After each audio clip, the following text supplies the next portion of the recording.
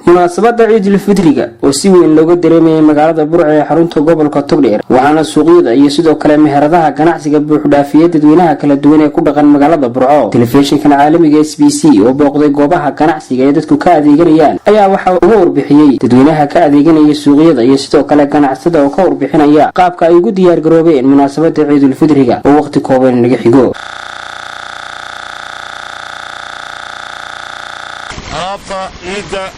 حتى كانوا أنا كلا عرويتكو وحنو كتير ضمان ضافها الدنيا إمارات تركيا هندية رابط سمكنا جادو عن تقييمين جادو شوية هاي والد سبيلات هاي عرويتكو كمني وحلو قبرت رابط هي معقولة بقول فيها بقولة إذن عيد عالفية عاد بني سودوين النادات في بديد ويدين أنت مقعي وفيسر عبد يوسف معاملها تكان كبلاد مر dhammaan ilaahay mahadi weeyaan mar hadii intaas oo soo soomanay waa ilaahay wax lagu mahadiyo mar labaad waxaan u mahadnaqayaa TV-ga SBC ilaahay haynugu intaana khayr haynugu dhameeyo ciidkan ilaahay khayr haynugu gaarsiiyo dukaan ahaan bilaa dumar anagu waxaan u diyaar garoonay ciidka waxaan ugu diyaar garoonay inaanu maryo qurux badan u keeno reer Burco khaasatan gobolada bari iyo Burco gobolka Togdheer yaa walmursaliin Ramadaan Kariim baan leeyay waad aragtaan kulli ciidii dadkii waa u diyaar garoobeen si fiican magaalada socodkeedu aad buu sareeyaa magacaaga sheeg maxamed Abdulrahman Jaamac maxamed sidaba diiday si wanaagsan halkan yaad uga mahad celinaysaa hooyada yaa aabbahay suucan carwada xaragaysteen halkan walaal waxaad ka heli karaysaan bulshadu baahiyaadkeeda kala duwan magacaaga sheeg سام قرفرة. ساعد سليبات يد نوصل. سفي عمال. هو روي كدوان تاي. على بتني مقتلا. على بين كوروي كدوان تاي. وعلى عصرية. سوى عم بالو يدي مريف في عم بان هلاي. عيد مبارك بان هاي.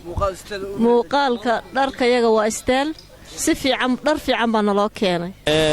إنه كتبنا بشي بركسند رمضان تا ماليه وتنبيهي. oo ay inagu fooleeyeen maalmihii ciida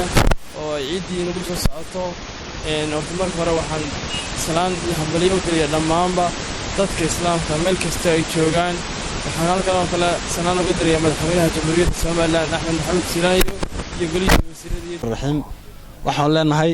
dhamaan ummadda muslimiinta meel kasta joogaan ciid mubaarak kullu caam wa antum bikhair waxa lagu jiraa bishii barakaysan maalintii ayaan danahay dukaanka caruurniistel doorkan ciida aad iyo aad baan ugu diyaar garoonay waxaan wanaagsan waad aragtaan aad iyo aad horta waxa lagu jiraa bishii barakaysan waxaan taqriiban maalin ama laba ayaa inoo hadhay diyaar garoob balaaran oo dadku ihtifaalaadkoodii iyo diyaar garoobkii xafladiis muxuu ahaa ciidul fitriga ayaa loo diyaar garoobaya waad aragtaan socod dadku waad aragtaa ciid aad iyo aad bulshada gobolka Togdheer diyaar ugu diyaar garoobayaan